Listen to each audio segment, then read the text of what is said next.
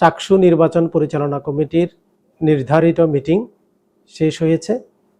এই মিটিংয়ে আমাদের চাকসু নির্বাচন কখন অনুষ্ঠিত হবে এবং নির্বাচন তফসিল ঘোষণার বিষয়ে আলোচনা হয়েছে এবং আমরা ঐক্যমতের ভিত্তিতে সিদ্ধান্ত নিয়েছি আগামী 28 তারিখ বিকেল 3টায় চট্টগ্রাম বিশ্ববিদ্যালয়ের বাণিজ্য অনুষদের অডিটোরিয়ামে আমাদের নির্বাচনের তফসিল ঘোষণা করা হবে।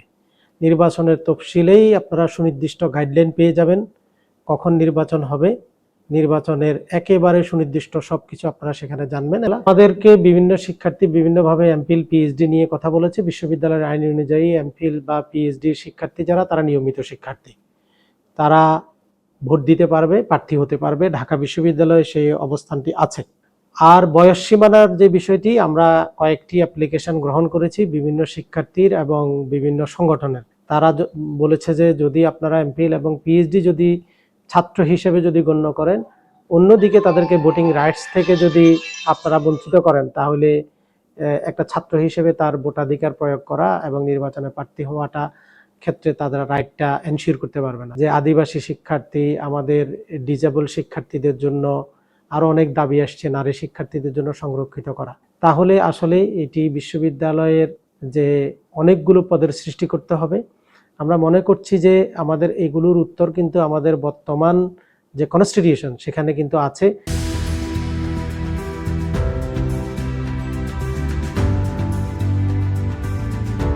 আরেকটা কনফিউশন, আমি জানি না কেন আমাদের শিক্ষার্থীরা বা ইভেন মিডিয়াতেও এটা প্রচার হয়েছে, দপ্তর সম্পাদক যেটা নারী শিক্ষার্থীরা ক্যান্ডিডেট হতে পারবে না, এটি কিন্তু আমাদের সিন্ডিকেটেই সংশোধন করে চলে আসছে যে কেউ এখানে ক্যান্ডিডেট হতে কি পারবে। আর যে নির্বাচন পরিচালনার জন্য যেটি প্রয়োজন সেটি হচ্ছে নির্বাচনের আচরণবিধি। আমাদের ড্রাফট একটা নির্বাচনের আচরণবিধি তৈরি হয়েছে।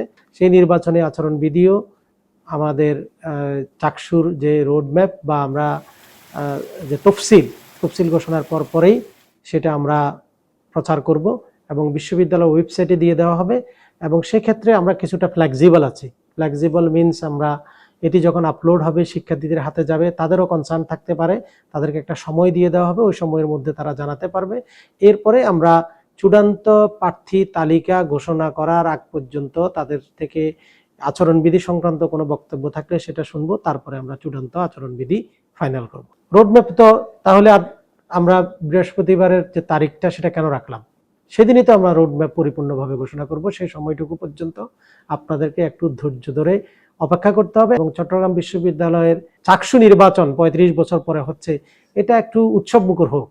এবং তাদের যে একটা কনফিউশন ছিল, আমাদের শিক্ষার্থীদের যে একটা যে ওদের লেক অফ কনফিডেন্স বলি, যে তাদের হয়তো আস্থার জায়গাটা ছিল না, সেদিন সবকিছু খোলাসা হয়ে যাবে এবং আমরা নির্বাচনের তফসিল ঘোষণা করব। প্রায় 30,000 শিক্ষার্থী আমাদের আছে, কিন্তু এক্সাক্ট সেটা 27 থেকে 7,000ও হতে পারে, 30,000ও হতে পারে, কাছাকাছি হবে। কারণ নির্বাচনের যখন একটা রোডম্যাপ ঘোষণা করে এবং নির্বাচনের যখন তফসিল ঘোষণা করে, সেখানে আপনারা দেখবেন খসড়া ভোটার তালিকা, এরপরে চূড়ান্ত ভোটার তালিকা।